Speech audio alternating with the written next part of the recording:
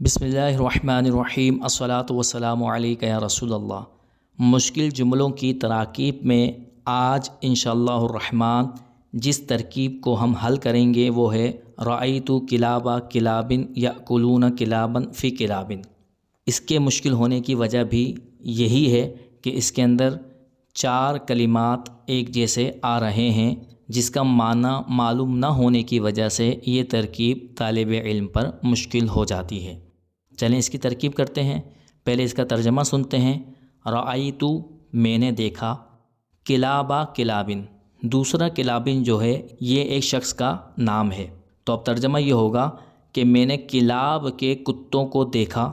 کس حال میں دیکھا؟ یأکلون، اس حال میں دیکھا کہ وہ کھا رہے تھے، کلابن کتوں کو کھا رہے تھے، یعنی کتے کتوں کو کھا رہے تھے۔ اور یہ کتے کس کے تھے؟ کلاب کے تھے۔ کلاب نامی شخص کے کتوں کو میں نے دیکھا اس حال میں کہ وہ کتے کھا رہے تھے فی کلابن۔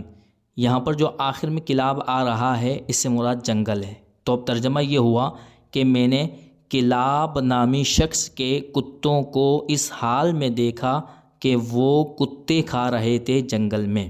اس کی ترکیب اس طرح ہوگی: رعا فعل، تو ضمیر فاعل، اور کلابہ مضاف، اس کو بنا دیں گے ذوالحال، اور دوسرے کلابن کو مضاف الیہ کہہ کر چھوڑ دیں گے۔ آگے یأکلون، یہ فعل مضارع ہے، صیغہ جمع مذکر غائب ہے، اور واو ضمیر اس کا فاعل ہے۔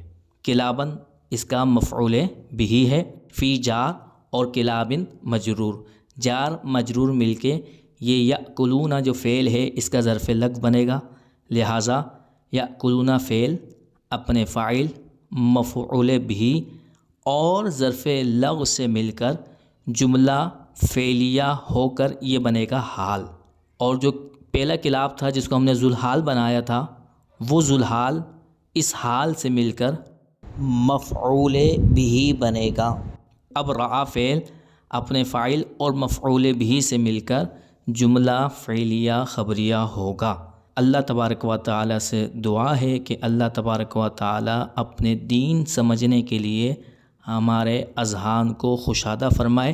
وما علینا الا البلاغ المبین۔